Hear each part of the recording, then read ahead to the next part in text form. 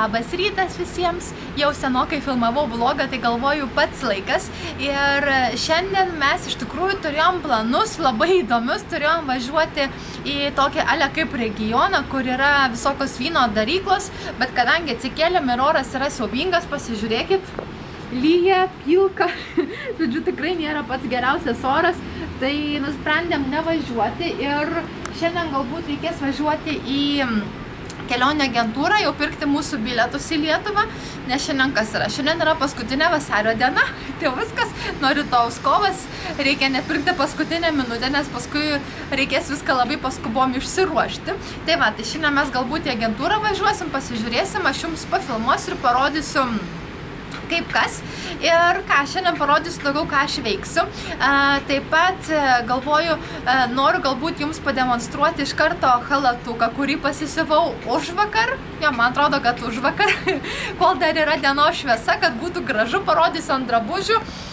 Nes jau, kaip matote, esu pasiruošus dienai, tai aš tikiuosi, kad viskas puikiai matysis. Bet jeigu pamenat, aš buvau nusipirkus tokią labai gražią rožinę medžiagą. Ne taip ir seniai iš tikrųjų, čia mano buvo paskutiniai medžiagų pirkiniai. Ir sakiau, kad noriu pasisiūti vasarinį halatuką. Ir žinokit, gavosi geriau, negu iš tikrųjų tikėjausi. Ir antras dalykas, pirmą kartą, žinokit, siuvau kažką be jokių iškarpų. Tai tiesą pasakius, netgi didžiuojuosi savim, nes pasižiūrėjau filmukų nemažai YouTube, pasiskaičiau blogų, postų, kaip daro žmonės, kaip ten kimono stilius, dar ten kitokių yra stilių, nu ir vienu žodžiu tokį visą tą informaciją sudėjau į vieną ir tiesiog pasisiuvau be jokių iškarpų. Tai aš galvoju, galbūt nuo to ir pradėsim, einam pasižiūrėti, kaip atrodo halatukas. Dar taip pat noriu parodyti savo pirkinius iš Sephoros. Tai vienu žodžiu, einam viską žiūrėti ir matysim, kaip bus mūsų šiandien diena. Tai va, kaip sakiau, užsidėjau ant savo drabužių, tai galbūt neatrodo čia labai super gerai, bet tiesiog noriu parodyti pačią idėją. Tai kaip matot, pasisiuvau štai tokį. Jisai yra pakankamai trumpokas, aš norėjau jį truputį ilgesnį padaryti, bet medžiagos, žinokit, daugiau neturėjau, nes pirkau aš paskutinį gabalą. Norėjau pirkti 1,5 metro, o turėjau tik 1,10 m, tai man už tai taip ir gavosi, bet štai kaip atrodo, visur tokius apsiuvimus padariau, kaip matot, ir gale iš tikrųjų tokia visai įdomi idėja sugalvojau, kad štai čia tokia kaip ir drugelį užsiuvau, tai tokią, nežinau, emblemą. Ir čia apačioj irgi yra štai tokie paraukimai. Tai nežinau, parašykit, ką manot. Aš tai, kaip sakiau, iš tikrųjų visai didžiuojuosi savim, kadangi pasiuvau be jokių iškarpų. O dabar pasižiūrim Sephoros naujus pirkinius. Šiaip dėl ko aš jau į Sephorą iš visą dieną, už tai, kad man reikėjo birios veido pudros, nes mano, kurią naudojau, visiškai pasibaigė. Aš naudojau šitą iš Givenchy, vadinasi Prisme Libre, nežinau, kaip čia teisingai skaityti. Labai tikrai faina pudra, ilgai man čia jos užteko, bet kaip galit matyti, jau praktiškai jos nieko nebėra. Čia gal man 2 dienom dar iškrapštysiu kažkaip tais. Tai va, tai aš norėjau galbūt tokią pačią pirkti, bet Givenchy kosmetikos čia tik tai dalį turi, Sephorai neturi, o dar viena pudra yra, kurią aš labai mėgstu, iš Yves Saint Laurent. Aš tikrai jums esu rodžius, jeigu rasiu nuotrauką čia kažkur tai šone, nežinau, įdėsiu.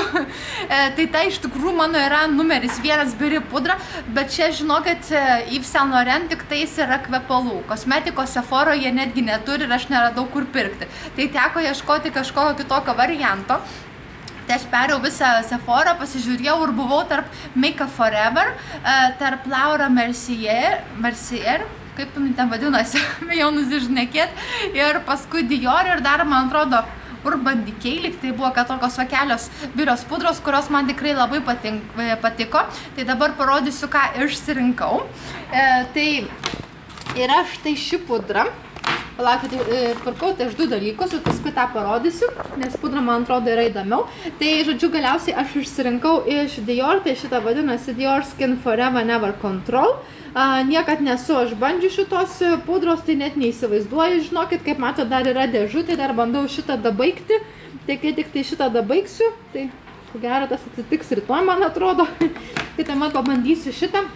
Ir tuomet jums galėsiu daugiau papasakoti. Aš pavyzdžiui iš birių pudrų, ko labiausiai visą laiką noriu, kad jos būtų lengvos konsistencijos. Aš pavyzdžiui vienas iš mako turėjus, tai mako, žinokit, dabar neatsimenu pavadinimo, nežinau, ar vieną ar kelias turiu, bet esmė, kurią naudojau, tai žinokit, jinai buvo tokia, kaip sakyt, sunkesnė biri pudra. Tai pavyzdžiui, veidui dar veidą, bet jeigu, tarkim, po pakeis patepi tos pudros, tai gaunasi tokios net kaip ir raukšlelės subėga. Nu, tiesiog yra per sunkus produktas. Tai aš visą laiką ieškau, kad biri pudra būtų tokia, vos ne kaip ryžių miltai.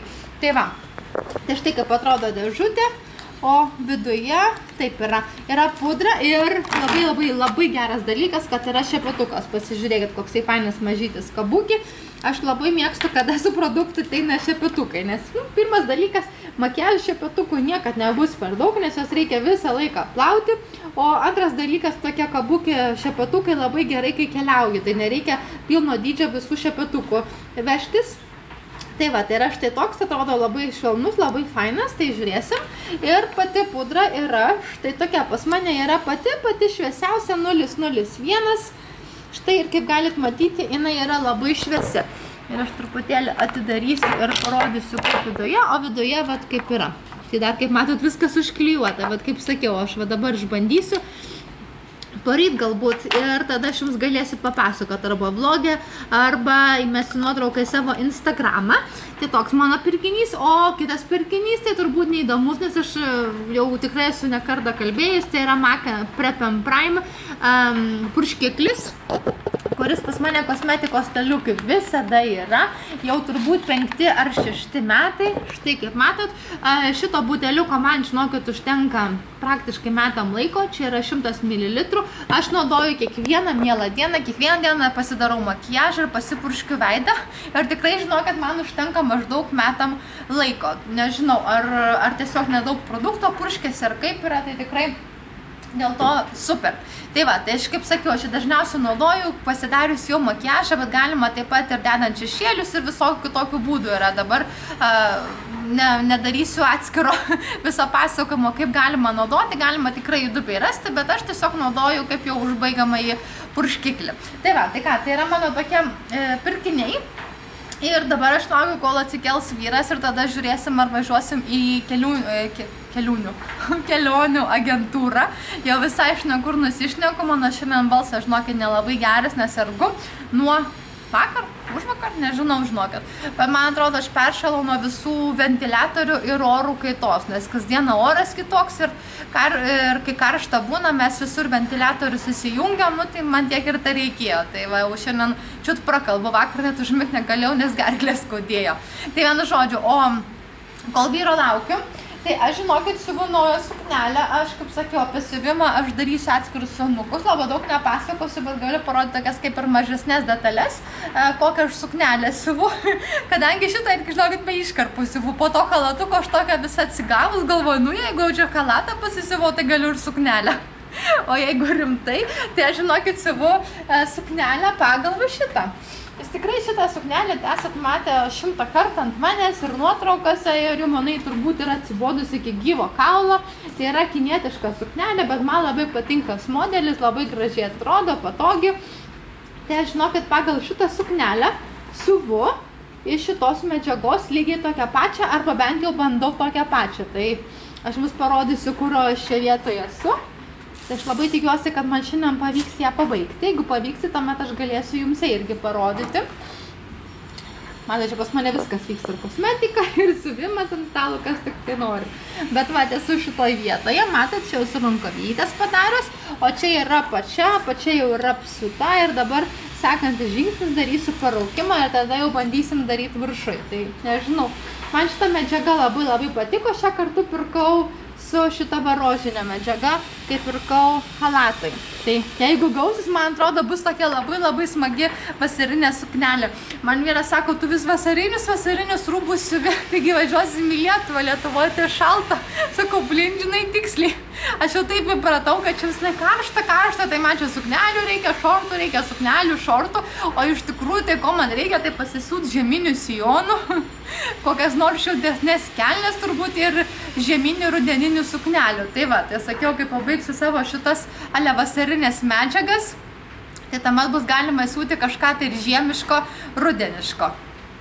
Gerai, tai nusprendėm, kad važiuom šiandien į agentūrą, nusipirksim bilietus, susitvarkysim ir galėsim pradėti, net nepradėti, iš tikrųjų, toliau pakuotis, nes aš jau esu dalį lagaminų įsipakavus, kiek dar turėjau, paskui kai grįšime, jeigu neužmiršiu, parodysiu.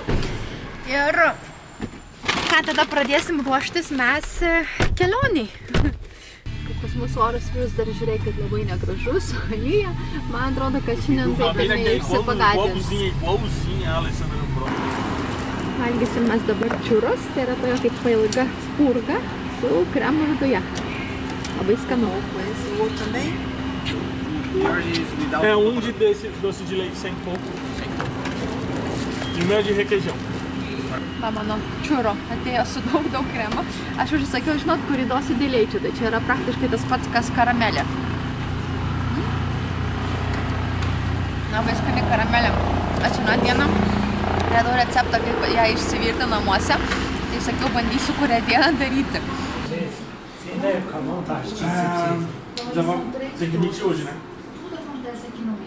Na ką, pagaliau išėjom, dabar žinokit, yra 7 valandos, mes čia atvažiavom 3:30. Labai ilgai derinom bilietą, nes netiko arba data, arba diena, arba kurios tiko. Negalima buvo kačių įsivežti, nes yra dabar, neatsimenu, kažkoks limitas, kiek gali būti gyvūnų vienam lėktuve. Tai labai iš tikrųjų ilgai užtrukom, bet dabar jau lygtai viskas, turim bilietus, viską rezervavom, sumokėjom, tik tais dar rytoj teks sugrįžti ir sužinoti 100%, ar viskas gerai yra su katėm ir ar gali jos būti vienoje didžiuliai dėžėje ir turi būti ir skirtingos. Bet čia jau tokia dalykai smulkmenos.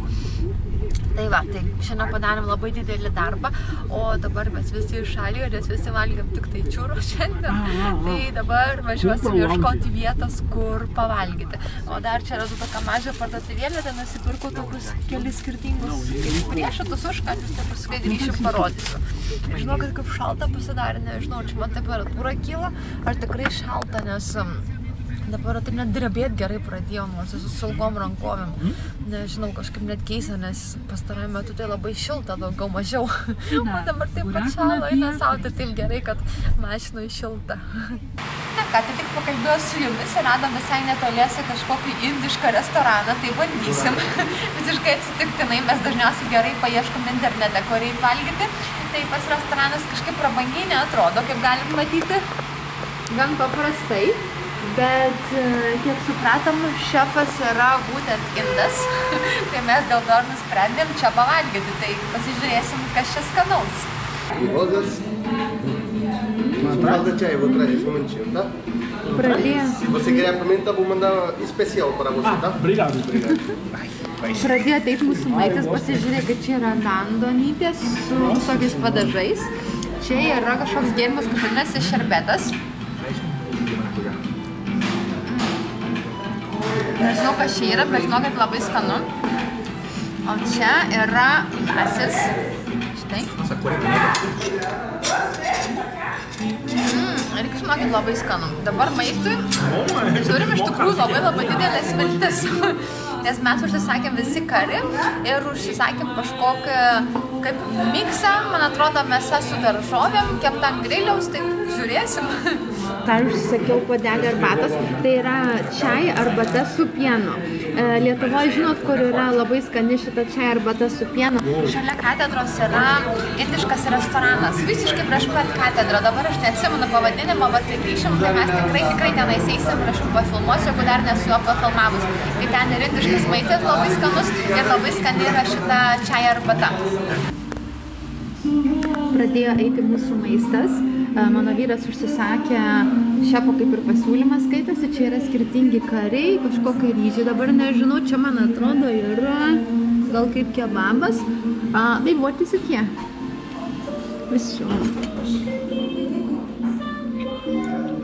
Salada, jogurt salada.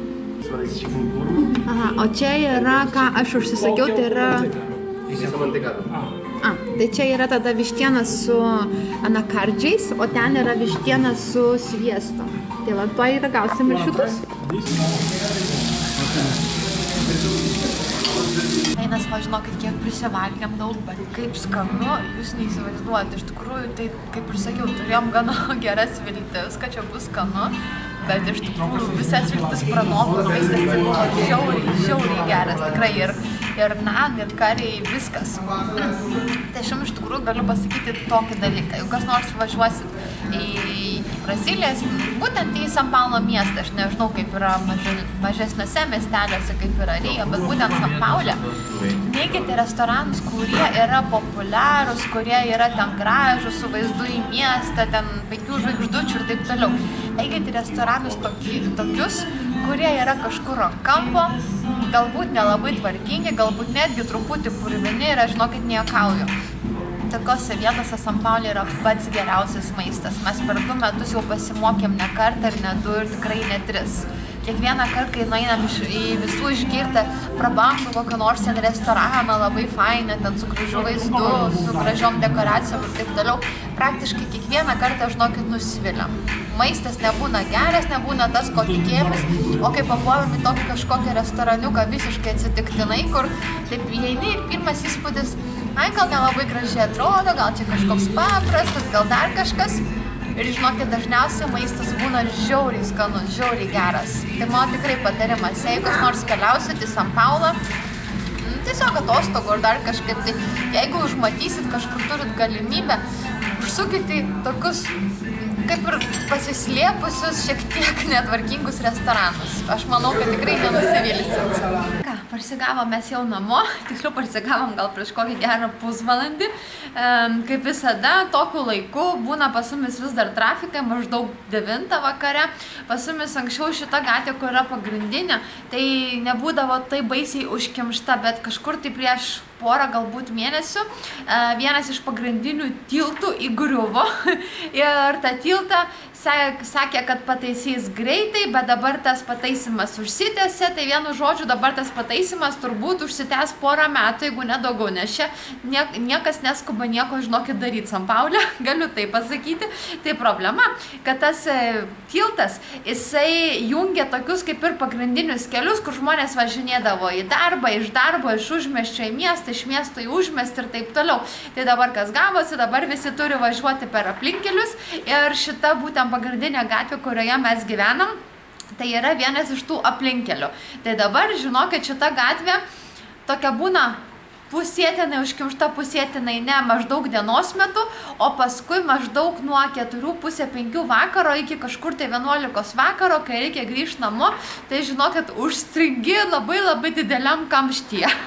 Tai mes jau dabar, žinokit, įpratom, kad kartais būna 5 kilometrus pavažiuoti, gali užtrukti ir gerą valandą.